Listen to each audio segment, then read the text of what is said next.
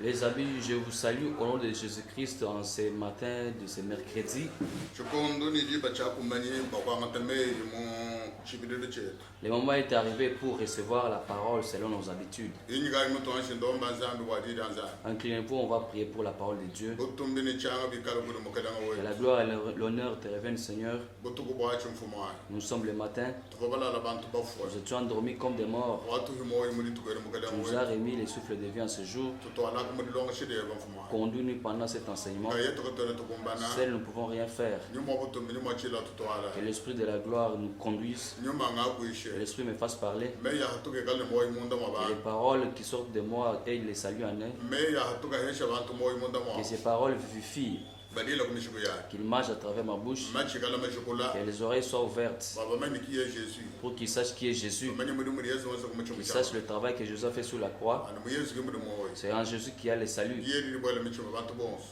Que cette parole entre dans le cœur de tout chacun. Pour que la gloire et l'honneur te reviennent. Merci le Seigneur de gloire. Nous mettons entre ta main. Au nom de Jésus. Amen.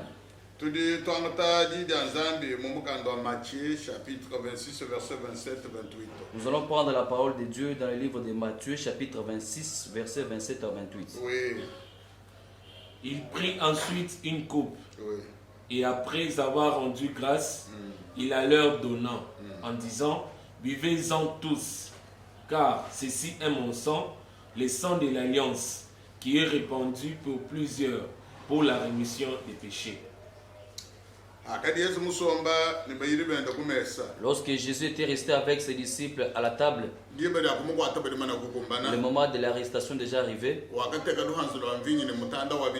il prit la coupe de vin et aussi le pain sur la table.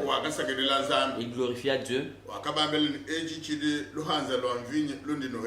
Il leur dit que ça c'est la coupe de vin que je vous donne. Ça c'est pour la nouvelle alliance qui pardonne les péchés de tous. Jésus parle de la nouvelle alliance.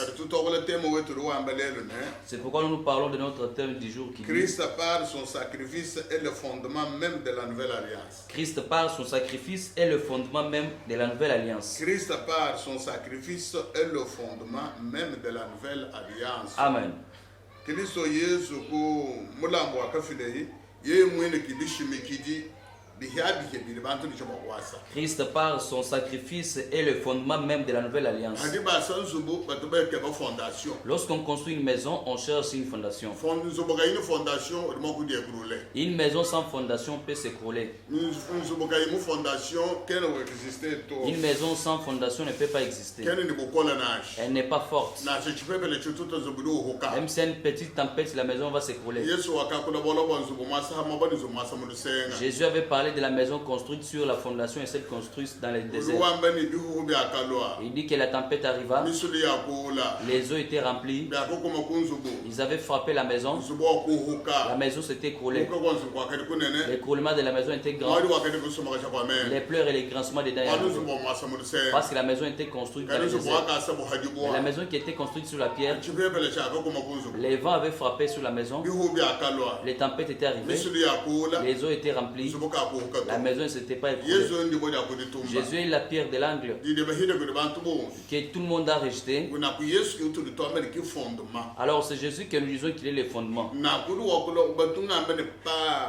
Son sacrifice, Jésus est le fondement même de la nouvelle alliance. Amen.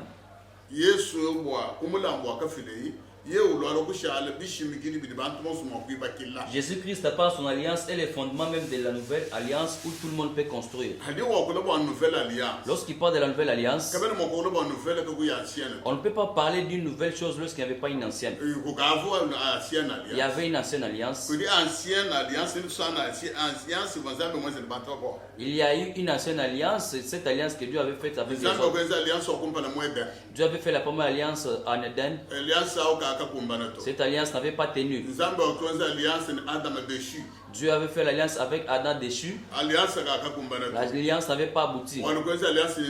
Il a fait l'alliance avec Noé. Cela n'avait pas abouti. Il en a fait avec Abraham.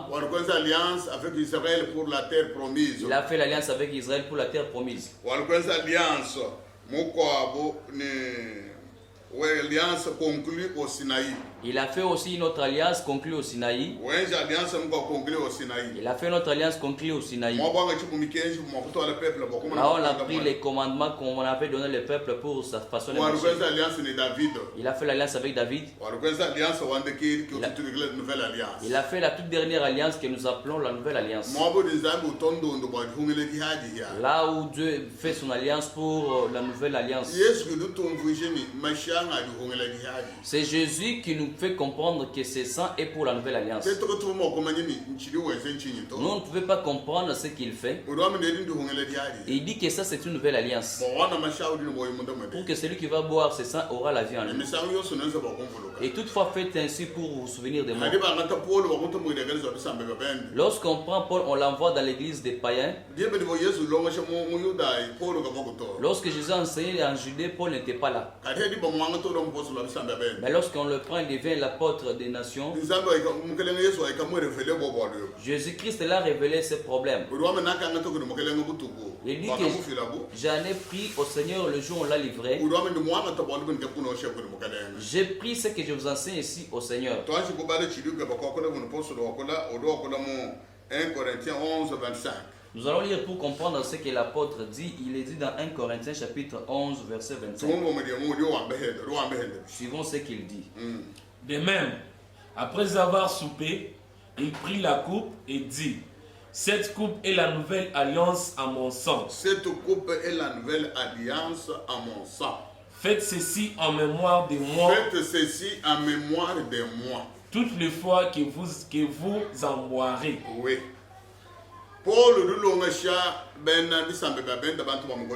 Paul enseigne les Corinthiens. Il leur dit que le soir où on devrait arrêter le Seigneur, il était resté avec ses disciples.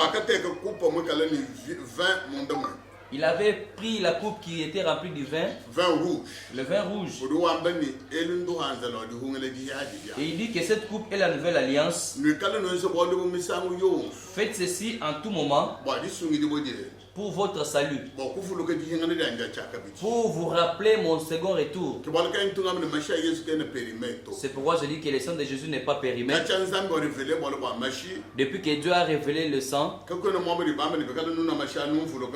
il n'y a aucun endroit où on a dit que buvez ce sang pour vous rappeler ainsi. Cette habitude, on la faisait, c'était le passage de l'Éternel. Alors Jésus dit que moi-même je vais me donner comme offrande et je reviendrai. Lorsqu'on appelle sacrifice, on voit directement l'offrande que Jésus a donnée. Les sacrificateurs d'Israël donnaient les offrandes de vaches et de chèvres. Alors Jésus n'a pas donné l'offrande de l'agneau. Il s'est livré lui-même. Il s'est livré lui-même. Lui-même s'est livré. C'est pourquoi on l'appelle un sacrifice. Comme une offrande. Il s'était livré lui-même. Il s'est fait une offrande pour nous. Il a donné sa vie et son sang même. Jésus a souffert pour nous. Il s'est sacrifié pour sauver celui de toute nation, de toute tribu. Et on a insulté Jésus. Il était dommage affamé. On a frappé Jésus par ses meurtrissures. C'est là où nous sommes guéris. Toutes les maladies sont terminées par les meurtrissures de Jésus. Il était déshabillé. Il était habillé comme un simple. Comme quelqu'un qui a commis l'adultère. Comme un tueur. Il était mort, une mort de honte. Alors le sacrifice qu'avait fait Jésus, c'est ce qu'aucun homme ne peut faire sur la terre. Jésus-Christ de Nazareth, il est mort à cause de nous, il a souffert pour nous. Alors pour ces problèmes, je vous enseigne, je dis Christ par son sacrifice. Il s'est fait lui-même les fondements de la nouvelle alliance. Le fondement de la nouvelle alliance. Lui, Jésus-Christ, le Seigneur. C'est par là que tout le monde peut se fonder. Parce que toutes les autres nations ont connu Jésus à travers le travail qu'il a fait. Toutes les autres nations ont connu Dieu à travers le travail abattu par Jésus. Par sa souffrance sur la croix, il est devenu le médiateur pour que les hommes voient Dieu. Par sa souffrance, il est devenu la porte pour rentrer et voir Dieu. Par la souffrance de Jésus-Christ, il est devenu la porte pour qu'il faut entrer. Il est devenu l'échelle. L'échelle pour monter et voir Dieu.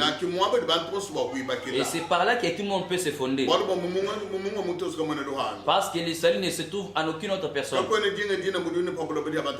Il n'y a aucun autre nom qui a été donné aux hommes ni sur la terre ni aux cieux pour les sauver. Tous les prophètes, chacun est mort sa mort individuelle. Même les sacrificateurs sont morts de la même façon. Même les rois. Chacun est mort sa mort individuelle. Mais c'est Jésus qui est mort à cause des hommes. C'est Jésus qui est mort à cause des hommes sur la croix. Il a porté le malheur de tout le monde sur ses épaules. Il a porté les péchés des hommes. Depuis l'histoire des hommes, on n'a jamais entendu un problème pareil. Nous l'entendons à travers Jésus.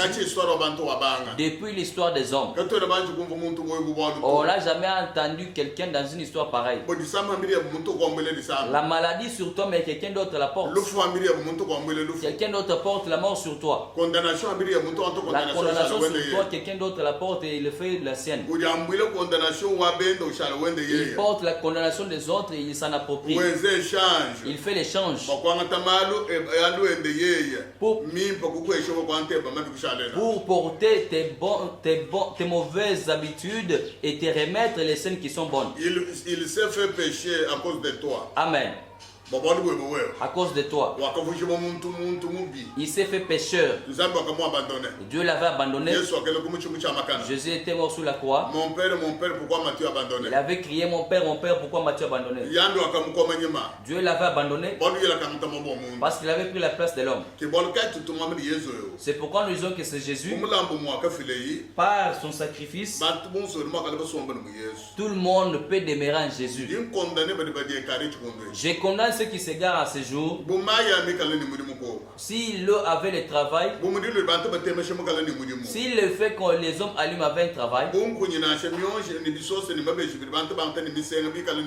si les planches, les poudres et autres choses que les hommes utilisent avec un travail pour sauver les hommes, alors pourquoi Jésus est venu? Si Jésus est venu, il avait trouvé toutes ces choses. Ça ne pouvait pas sauver les hommes. Les saluts ne se trouvent pas dans les arbres, pas dans le feu ni encore dans les cendres, n'est pas dans l'eau. Les saluts est en Jésus. Lorsqu'il entra dans la maison de Zachée, il dit à Zachée, les saluts est entré dans cette maison aujourd'hui. C'est Jésus même les salue. C'est Jésus les salue. Quiconque veut marcher dans le chemin de Dieu, Jésus est venu avec la nouvelle alliance. Il a changé les anciennes méthodes de sacrificateurs. Il prenait le sang des animaux et entrait avec ça dans la maison. Ils entraient dans les sanctuaires de ce monde. Jésus n'est pas entré dans les sanctuaires de ce monde. Il est allé dans les sanctuaires célestes devant Dieu le Père éternel, sans le sang des animaux mais avec son propre sang. Il entra avec son sang. C'est avec ça qu'il s'est tenu devant Dieu jusqu'à ce jour. Jésus est à la droite du Père. Il tient l'assiette du sang en train de plaider notre cause. Les saints même parlent. Amen. Les saints parlent très bien. Ils parlent pour notre cause. Nous, les enfants de la Nouvelle Alliance, nous sommes heureux. Nous sommes les chanceux. Nous méritons d'hériter le royaume des cieux. Dieu qui était israélite, il est maintenant notre Dieu. Parce que nous sommes israélites dans l'esprit. Nous sommes juifs dans l'esprit. Parce que toutes les promesses faites à Abraham sont parties à tout le monde qui a cru Jésus. Nous sommes sauvés par la foi en Christ. Le salut à travers le sang du Fils de Dieu. Lorsque nous enseignons le sang du Fils de Dieu, les sangs ne pouvaient pas couler comme ça. Les sangs ne coulent pas comme l'urine. C'est pas une faute souffrance. C'est par tout ce qu'on avait induit en lui. Les flèches dans la côte. C'est pourquoi le sang avait coulé. Son cœur même, lorsqu'il crie, dit que papa, tous ces gens sont sauvés. Nous sommes justifiés à cause du sang. C'est ça la nouvelle alliance. Il dit que ce sang est pour la nouvelle alliance. C'est différent des sangs de chèvres et des vaches qu'on offrait dans les champs. Les sangs de Jésus-Christ Seigneur, on l'appelle la nouvelle alliance. C'est-à-dire ce qu'on donnait auparavant, c'était dans l'ancienne alliance. La Bible dit que cela n'avait pas la force de faire un chrétien un vrai croyant. C'est ça même avait une garantie d'une année. Après une année, c'était fini. Il fallait encore donner le sang. Mais Jésus est entré dans les sanctuaires une seule fois pour toutes. Il a ramené le salut des hommes, leur rachat. Il n'est plus rentré dans les sanctuaires. Regardez la personne qu'il faut connaître, la personne qu'il faut croire. Que tous les enseignants de la parole de Dieu qui soient fondés sur Jésus, qu'on appelle le fondement. C'est celui qui peut être notre fondement et s'asseoir. Nous avons compris l'alliance, la nouvelle alliance du sang de Jésus. Jésus a offert son cœur. Il a fait l'alliance avec Dieu pour le salut des hommes. C'est pourquoi si Jésus n'a pas existé, il n'y aurait pas de salut. Si tu n'as pas le sang de Jésus, tu ne vas pas réussir. Parce que le sang te justifie. Le sang te lave. Le sang efface les péchés, te rapproche de Dieu. Tu as le courage de t'approcher de Dieu par le sang. Tu as le courage de prier par le sang. Tu vas vaincre les ennemis par le sang de Jésus. Tu vas vaincre Satan, les ennemis et les sorciers par le sang de Jésus. Sans le sang, tu ne vas pas vaincre Satan. Satan a peur du sang de Jésus. Il connaît très bien. Alors le sang de la nouvelle alliance peut marcher avec nous très bien. Jusqu'au second retour de Jésus. Il n'y aura pas un autre sang. Et il n'y a pas un autre sang. Et nous pouvons proclamer seulement le sang de la nouvelle alliance de Jésus-Christ de Nazareth. C'est déjà au-dessus de toutes les autres alliances. Si il faut compter les alliances, il y a 8 alliances. Ce que j'ai compté, la huitième alliance, c'est la dernière. C'est la toute dernière. L'alliance de Jésus. On l'appelle la nouvelle alliance. Ce n'est pas une ancienne alliance. Parce que les anciennes alliances avaient échoué pour sauver les hommes. C'est vraiment la nouvelle alliance. Tu me demanderas pourquoi Dieu parle d'Abraham. Abraham était un monument placé par Dieu pour que Jésus naisse à travers Abraham. Pour former une nouvelle entité. Pour former une nouvelle entité à travers Abraham. C'est Jésus qui devait faire cette nouvelle entité, ce n'est pas Abraham. Parce que Dieu avait dit à Abraham que toutes les nations seront bénies à travers la postérité qui sera née de toi. Alors cette postérité est unique, elles ne sont pas plusieurs. Il dit qu'à ta postérité, une postérité, Jésus-Christ, il devrait justifier tout le monde. Alors si tu crois en Jésus, tu viens sur la rangée d'Abraham qui était croyant. Vous allez vous entendre avec Dieu. Tu vas marcher avec Dieu dans la nouvelle alliance. Tu vas t'allier avec Dieu. Tu sauras demeurer avec Dieu très bien. Parce que la nouvelle alliance va nettoyer la débauche, même l'ivresse. On va sortir l'homme de l'ancienne vie pour la nouvelle vie. C'est pourquoi on dit que celui qui est en Christ est une nouvelle créature. Les anciennes habitudes sont parties et elles sont devenues nouvelles. Tu deviendras une nouvelle création. Une personne neuve. En s'intenant par Jésus. La guerre, le fétiche, la prostitution et encore l'ivresse que tu avais vont disparaître. Mes amis, mes frères, voici le travail de la nouvelle alliance. C'est pour faire de l'homme nouveau devant Dieu, pour mériter de marcher avec Dieu. Si vous suivez l'enseignement de mon enseignement, j'ai fait cet enseignement en suivant l'enseignement point par point. Je n'enseigne pas en désordre. J'enseigne en suivant point par point pour que vous puissiez suivre la succession. Que cela ne vous dérange pas pour vous demander, mais que depuis qu'il a enseigné Jésus, non, Jésus est bon pour l'enseigner. On dit que c'est lui-même les fondements. C'est lui-même les fondements sur lesquels nous devons bâtir. Lisons maintenant pour les fondements. Ephésiens chapitre 2, verset 20. Fondement. Ephésiens chapitre 2, verset 20. Là, nous allons apprendre du fondement. Oui. Vous avez été édifiés sur les fondements des apôtres. Oui, vous avez été édifiés sur le fondement des apôtres et des prophètes. Jésus-Christ lui-même étant la pierre angulaire. Jésus-Christ lui-même étant la pierre angulaire. Bible l'apôtre dit aux Éphésiens,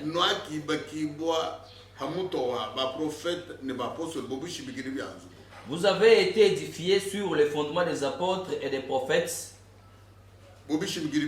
comme les fondements des maisons. Jésus-Christ lui-même est la pierre angulaire. Lorsqu'on parle de ces paroles, certaines se font la confusion. C'est-à-dire Pierre parle chez Corneille, il dit que de tous les prophètes, ils ont parlé de Jésus. Quiconque rentre à lui aura le pardon des péchés. Tous les prophètes ont parlé de Jésus. C'est pourquoi Israël attendait le Messie. Et il disait que lorsqu'il arrivera, on sera sauvé. Même la femme samaritaine avait dit qu'elle s'attendait au retour du Messie pour être enseignée.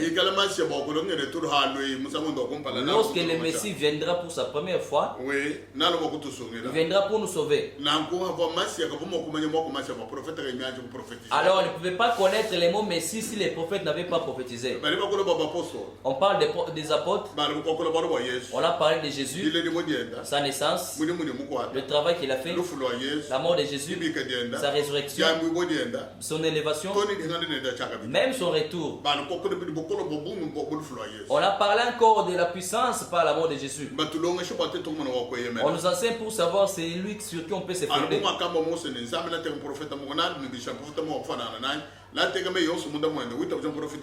Seulement comme Moïse avait dit que Dieu révélera un autre prophète qui me ressemble et il placera toute sa parole en lui pour que ceux qui croient en lui soient sauvés. Jésus lui-même dit que si vous avez cru à Moïse, vous aurez pu me croire. Parce que Moïse m'a proclamé. Alors tous les prophètes ont enseigné Jésus. C'est lui qui était l'espoir de tous les hommes. Les apôtres ont enseigné Jésus.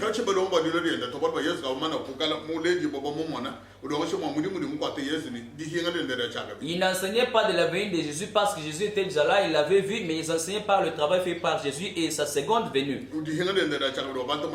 Sa seconde venue pour que les gens soient sauvés. C'est pourquoi Paul dit que nous sommes édifiés sur les apôtres et les prophètes comme les fondements de nos maisons. Jésus lui-même est la pierre angulaire qui était rejetée. Qu'est-ce qui refuse, par vous les bâtisseurs. Il dit que par vous les bâtisseurs. Les bâtisseurs, ce sont les serviteurs de Dieu. Les bâtisseurs, ce sont les serviteurs de Dieu. Ceux qui ont rejeté Jésus. Les gens sont restés dans l'imagination de Dieu, mais ils n'ont pas la bonté de Dieu en eux. Ils n'ont pas la bonté de Dieu en eux.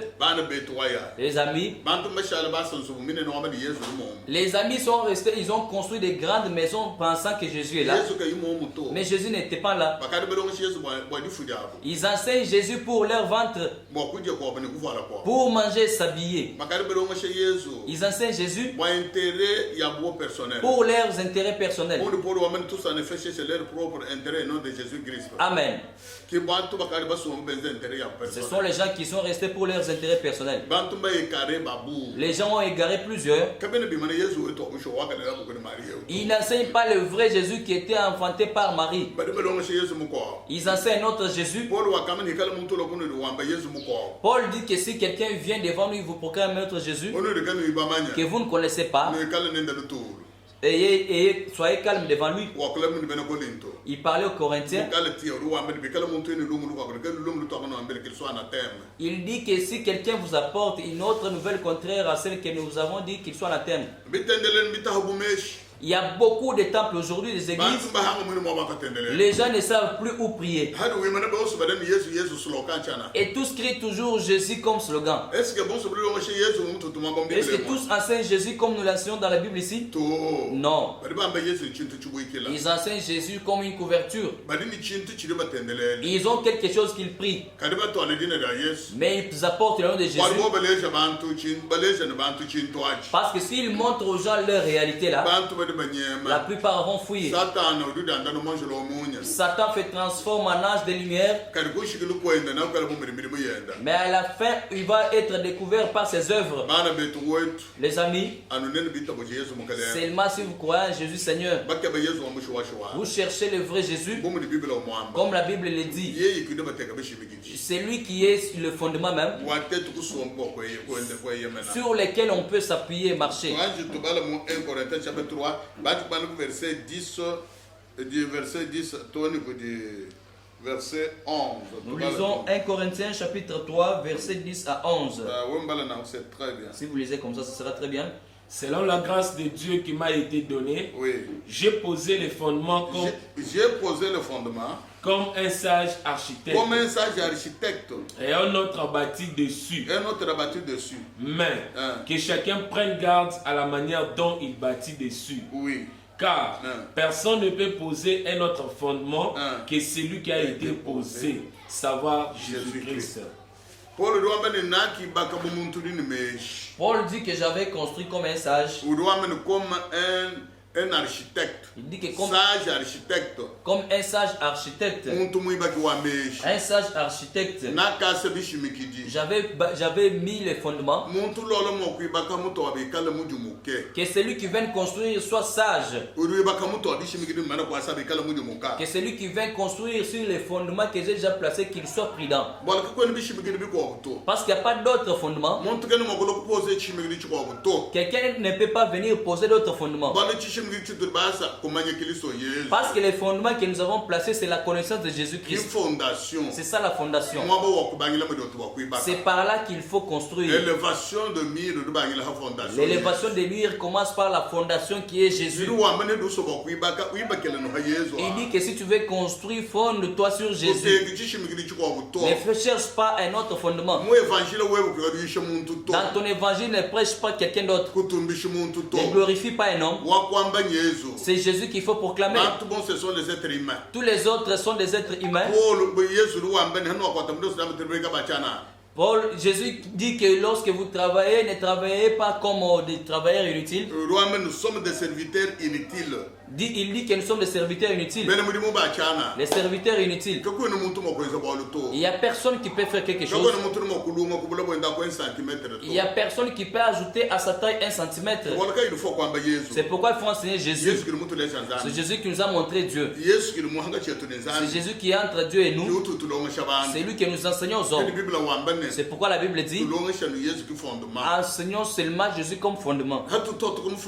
Si nous sortons de ces fondements, La base de notre foi sera détruite. Nous serons détruits complètement. Nous serons égarés. On ne va pas espérer la vie éternelle. Sans Jésus, si nous ne l'enseignons pas comme Dieu le dit, nous serons égarés. Il ne faut pas apporter autre chose qui ne sont pas dans la Bible. Jésus nous a enseigné toutes choses. Il dit qu'il allait imposer les mains sur les malades. Il n'a pas dit qu'il allumait le feu, prenait de l'eau pour guérir les hommes. Il n'a pas dit qu'il prenait les linges, mettez-les dans l'eau pour jeter les hommes. Il n'a pas dit d'allumer les bougies et les entourer sur les hommes. Il a dit qu'il impose seulement la main sur l'homme et par l'homme sera guéri. Sortez les démons dans les hommes avec sa parole. Parle seulement avec le nom de Jésus. Commande les démons, il va sortir. Il n'a pas dit de faire autre chose. La plupart a dit qu'ils allons travailler pour les hommes. Non. C'est Jésus qui a fait le travail seul. C'est pourquoi on l'appelle le fondement. Sur la croix, il a dit que tout est accompli. J'ai fini le travail que mon père m'a donné. Jésus a fini tout le travail sur la croix. Il n'y a pas un autre travail que l'homme viendra faire sur la terre. Non. La foi suffit. La foi de croire en Jésus, elle suffit en tout pour nous. On ne peut pas transgresser. Aujourd'hui, les gens font des choses qui font étonner les hommes.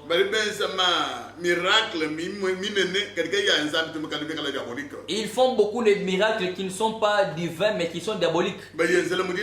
Ils les font au nom de Jésus. Jésus lui-même le savait, il avait dit il y aura des faux prophètes. Des faux docteurs viendront. Des faux enseignants. Comme la grenouille. Comme le crapaud a besoin du salut. Il a une vie. Il respire. Il fait les urines. Il fait caca. Le crapaud mange. Mais on le sort de la jambe d'une personne. Il respirait comment? Comment il mangeait? Comment il marchait? Comment il urinait où? Il faisait caca où? Les choses qui font étonner.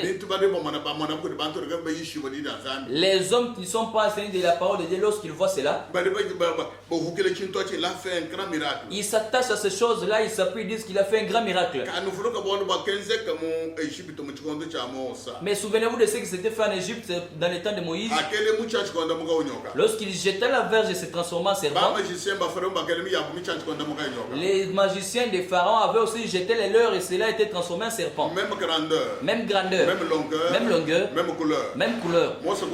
Moïse était étonné. Mais le serpent de Moïse avait avalé les autres. Ce n'est pas étonnant. Comme la Bible dit, les serviteurs du diable, ils se transforment en serviteurs de Dieu. Jésus lui-même avait dit, ils démontreront les miracles et les prodiges aux hommes. Même les élus seront égarés. Si c'est possible. Comme le Seigneur le dit. Ils ont la capacité de faire sortir le feu et tomber sur la terre. Ces hommes-là, ils agissent avec la puissance de Satan. Jésus nous a expliqué toutes ces choses dans la Bible. Mais Jésus que nous enseignons, ce n'est pas ce Jésus-là. La méthode de prier aux gens et la guérison, Jésus a laissé dans la Bible. Les miracles, on ne vient pas les dire à la télévision. Jésus faisait les miracles et disait de ne pas les dire. Ce sont les gens qui proclamaient personnellement Jésus. Mais lui ne voulait pas qu'il soit cité. Mais aujourd'hui, les gens ont des caméras. Ils cherchent les gens dans des parcelles. Quelque chose opéré, on expose dans la télévision. On cherche la gloire de Jésus ou sa gloire lui-même? Il cherche sa gloire lui-même pour aller dire aux gens que moi je fais des miracles. Est-ce que c'est Jésus qui opère les miracles ou c'est l'homme? C'est Jésus qui opère les miracles. Soyez sages dans ces choses. Dieu fait toutes choses. Ça ne veut pas dire que lorsque nous prêchons ici, le Seigneur n'agit pas avec nous. Mais même moi, si le Seigneur agit de n'importe quelle manière, je ne puis pas me tenir devant la télévision et dire aux hommes, je prendrai la place de Jésus. Je chercherai ma gloire. Alors c'est Jésus qu'il faut glorifier. Jean-Baptiste avait dit, lui est là pour être glorifié. Moi je dois être là pour être effacé. Il avait eu peur de prendre la place de Jésus. Aujourd'hui les serviteurs de Dieu, ils ont pris la place de Jésus. Ils veulent être suivis en Amérique, qu'ils soient entendus dans le monde. Il fait des miracles. Il y a la puissance. Les miracles vont parler de toi. Les miracles parleront de toi. Mais ce n'est pas à toi de parler des miracles. Il faut que toi tu agisses. L'honneur partira. Les gens se diront. Et Dieu va attirer les hommes. Il va les envoyer vers toi. Mais il ne faut pas te proclamer toi-même. Tu vas prendre la place de Jésus. Les fondements c'est Jésus. C'est lui que nous devons enseigner. C'est lui que nous devons glorifier.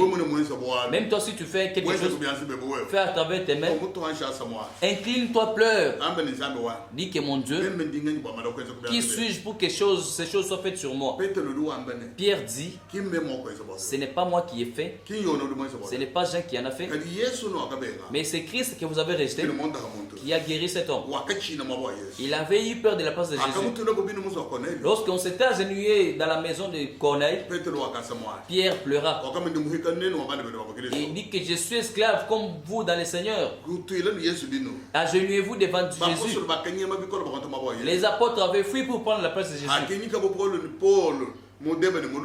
Lorsqu'on avait surnommé Paul à débat et Lisette, on l'appelait comme Dieu. Paul s'était déchiré les habits. Pourquoi agissez-vous ainsi? Nous avons porté la bonne nouvelle. Nous sommes des hommes comme vous. Nous ne sommes pas des dieux. Ils fuyaient terriblement. Mais si vous regardez ces moments ici, dans les réseaux sociaux, il y a les pasteurs qui se proclament, qui se disent prophètes, qui ont la puissance de Dieu, qui dorment dans les montagnes, qui placent les caméras et être filmés pour voir comment ils gênent. Les gênes, c'est un secret entre Dieu et l'homme. Jésus avait dit, lorsque tu gêneras, il ne faut pas être triste. Que personne ne sache que tu es un jeûne. Les jeûnes, c'est un secret. Les jeûnes en hébreu, ça s'appelle soum. C'est couvrir la bouche. Qui veut dire c'est couvrir la bouche. Tu ne peux pas proclamer aux hommes que je suis pendant les jeûnes. Seulement le Père Céleste connaît tu es un jeûne. Ils sont encore dans l'ancien système. Et dans l'ancienne alliance. Que Israël pouvait se mettre la poussière sous la tête et porter les habits caducs. Mais dans la nouvelle alliance, Jésus nous a dit, lavez-vous, soyez propres. Habillez-vous très bien. Que personne ne sache. Lorsqu'il faudra prier, entrez dans ta maison, ferme la porte, que personne ne sache. Le Père qui est caché, il verra dans là où il se trouve. Le Père va te donner. Mais aujourd'hui, ce n'est pas le cas. Les orgueillés, les soi-disant pasteurs, et les prophètes, tu vas les trouver partout ici. Et ils cherchent à ce que les gens sachent qu'il a gêné. J'ai fait les jeûnes de 40 jours. J'ai fait 80 jours. Quel jeûne il a fait? Jeûne liquide ou jeûne sec? Qu'est-ce qu'il a fait comme jeûne? Suivant les sortes de jeûnes qu'il a fait. Parce que les jeûnes diffèrent. Si chaque soir il mange les œufs, les patates et autres choses, il se dit toujours qu'il a gêné. Or le jeûne c'est un sacrifice. Quelqu'un torture son corps pour trouver quelque chose. Mais il s'agit de quel jeûne? Les amis, seulement si vous me suivez, Les gens avaient fait beaucoup de choses pour être connus. Les gens sont dans la concurrence pour que quand on les voit, qu'on remplisse leur temple. Les gens sont dans les loges. Ils ont fait des pactes avec le diable. Les autres ont fait des pactes avec les reines de la mer pour conquérir les hommes. C'est Jésus qui envoie les gens dans l'église. Jésus dit que moi je suis Jésus. Personne ne peut venir si le Père ne l'a appelé. Lorsque les apôtres prêchaient, le Seigneur rassemblait les hommes du jour au jour. Je dis que tenez et mettez-vous sur les fondements. Que nous amenons les peuples, que nous prêchons la vie éternelle. La gloire de ce monde passera. Les choses ici se limiteront. Les choses finiront. Mais où est-ce que nous passerons notre éternité? Si on n'est pas battu sur les fondements, la terre sera brûlée. Vos tribus seront consumées. Où est-ce que tu vas habiter avec elle? Tu iras où? Parce que la terre sera brûlée. Tu ne seras plus là. Qu'est-ce que tu feras encore? C'est pourquoi je t'en supplie, mets-toi sur le fondement. Lorsque le Christ viendra, il te ressuscitera les derniers jours. Tu vas habiter avec lui éternellement. Je pars, je reviendrai pour vous prendre. Si cela n'était pas vrai, je ne vous en parlerai pas. 2 Corinthiens chapitre 3 verset 6. Lisons maintenant 2 Corinthiens chapitre 3 verset 6 pour comprendre ce que Paul dit aux serviteurs de Dieu. Oui. Il nous a aussi rendus capables d'être ministres d'une nouvelle alliance. Il nous a aussi rendus capables d'être ministres d'une nouvelle alliance. Non de la lettre, mais de l'esprit. Car la lettre tue, mais l'esprit vivifie. L'esprit vivifie. Il nous a rendus ministres d'une nouvelle alliance. Nous ne sommes pas des anciennes lettres. Parce que la lettre tue, nous sommes les serviteurs de l'esprit. Parce que l'esprit vivifie. Suivez comment on nous a appelés. Nous ne sommes pas de l'ancienne lettre. Les anciennes lettres tuées. Nous sommes de la nouvelle alliance par l'esprit de Dieu. Pour enseigner les hommes et leur faire entrer dans la nouvelle alliance. La nouvelle alliance a été scellée entre Dieu et Jésus. Le maître de la nouvelle alliance, c'est Jésus-Christ. C'est lui qui avait demandé au Père pour répandre l'esprit de Dieu. L'esprit est répandu à travers Jésus-Christ. Et nous sommes conduits par l'esprit. Christ a dit que celui qui n'est pas conduit par l'esprit n'est pas fils de Dieu. C'est comme ça que Paul dit. Vous prendrez la puissance lorsque l'esprit descendra sur vous. Et alors il avait demandé que nous ne restions pas orphelins, que nous prenions l'esprit.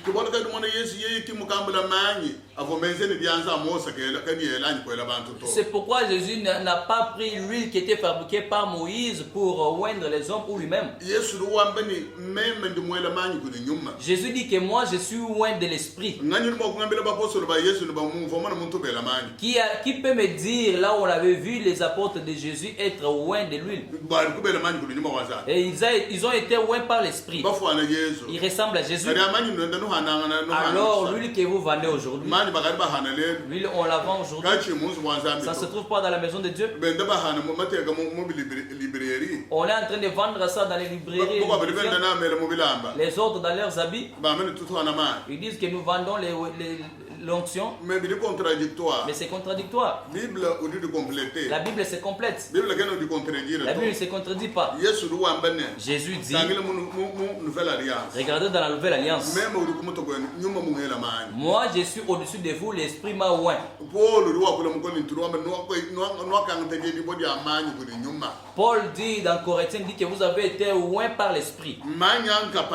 Cette onction c'est la capacité. C'est la puissance du Saint-Esprit. C'est la puissance du Saint-Esprit. L'Esprit nous rend capables pour faire toutes choses, pour savoir exercer dans les ministères. L'Esprit de Dieu. Dans les temps, c'était l'image de ce qui devrait se faire. Aujourd'hui, on n'est plus dans l'image. On est dans la réalité. Nous sommes sortis de l'image pour vivre dans la réalité. Si l'enseignement n'est pas ainsi, c'est-à-dire votre évangile est voilé. Il est voilé. Il ne va pas sauver les hommes. Et comment tu vas mélanger les choses? Tu prends l'ancienne et la nouvelle alliance et les mélanges. L'ancienne alliance était l'image des choses à venir. Tu peux dire que lorsque je prêche ici, je supprime l'ancienne alliance? Non. C'est la parole de Dieu. La parole de Dieu. Nous nous référons à cela.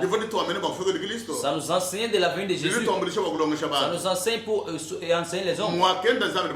Comme Dieu avait marché avec les hommes, mais dans la nouvelle alliance, Dieu nous enseigne ce qu'il faut faire en Jésus-Christ. C'est pourquoi dans les temps, les hommes regardaient les sacrificateurs. Ils mouraient. Ils partaient chez les prophètes. Ils mouraient. Ils partaient chez les rois. Ils mouraient. Dieu a remplacé les autres. Mais nous avons le Seigneur, le roi des rois, qui était mort et ressuscité. Il a la vie jusqu'aujourd'hui. Il est à la droite du Père. Il intercède à notre place. C'est lui que j'enseigne aujourd'hui. C'est lui le fondement même. Entre en Jésus, enseigne Jésus, marche avec Jésus, qu'il soit en toi. Si tu ne marches pas avec Jésus, tu ne connais pas Jésus, ton salut sera loin. Seulement le nom de Jésus, les démons vont fuir. La Bible dit, celui qui va proclamer qu'il est Christ, il sera sauvé. Seulement celui qui va proclamer dans sa bouche qu'il est Christ sera sauvé. Le nom de Jésus est plus que la bombe atomique des Américains. Il est plus que les missiles de Saddam Hussein. Le nom de Jésus, c'est plus que les mirailles. Tu vas sauter l'épée des ennemis. Le nom de Jésus, les maladies vont fuir. Les liens vont être déliés. Les chaînes tombent. Par le nom de Jésus. Les chaînes tombent. Le feu sera allumé. Les hommes vont fuir. Christ nous suffit en tout. Il faut le connaître. Marcher avec Jésus. Les difficultés au travail. Difficultés dans les mariages. Difficultés dans le travail. Jésus est là. Il va finir la difficulté. Jésus le finissait des difficultés. C'est lui qui coupe les cordes. C'est lui qui casse les barrières. C'est lui qui vous fait tomber les fosses. Oh Jésus, Seigneur de gloire, Seigneur Saint, qu'il soit avec vous. Que le Seigneur vous conduise par son travail. Il est devenu fondement de la nouvelle alliance. Il est devenu le fondement de la nouvelle alliance. Soyons fondés en Jésus. Que la parole de Jésus soit avec vous. Ayons les racines en Jésus pour que nous puissions être des hommes forts. Devant fort, derrière fort. Rien ne peut nous faire quelque chose. Pour que Dieu soit avec vous. Inclinons, on va prier. Seigneur de gloire, merci pour le travail que Jésus a fait. Toi, tu es devenu le fondement. Tu es la nouvelle alliance. Par le travail fait dans la nouvelle alliance, tu mérites de marcher avec nous. Le nom que nous devons connaître, Seigneur, qu'il faut habiter, marcher avec. En Jésus, j'ai la vie. Mes péchés sont pardonnés. En Jésus, je vois Dieu. En Jésus, j'ai la paix. J'ai la paix dans mon cœur. J'ai le repos du cœur. Par le nom de Jésus, les ennemis vont fuir. Par le nom de Jésus, tout ce qu'on complote contre moi, ça vont tomber. Oh Seigneur de gloire, toutes les mauvaises pensées qu'on fait à ma place, Seigneur va les anéantir. Tu déjoues tous les plans, les calendriers des hommes, le système des hommes, toutes les méthodes, tu vas les renverser.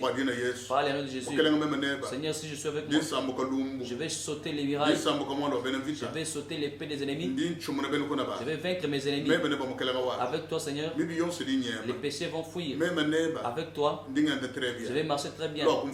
Viens, Seigneur, entre dans mon cœur. Sois avec moi, Seigneur. Que mon nom soit sur les livres.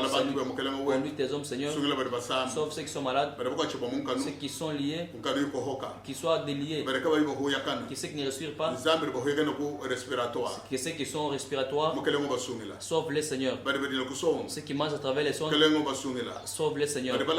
Ceux qui sont faibles, n'ont plus la force, ils sont là, Seigneur. Donne-leur la force.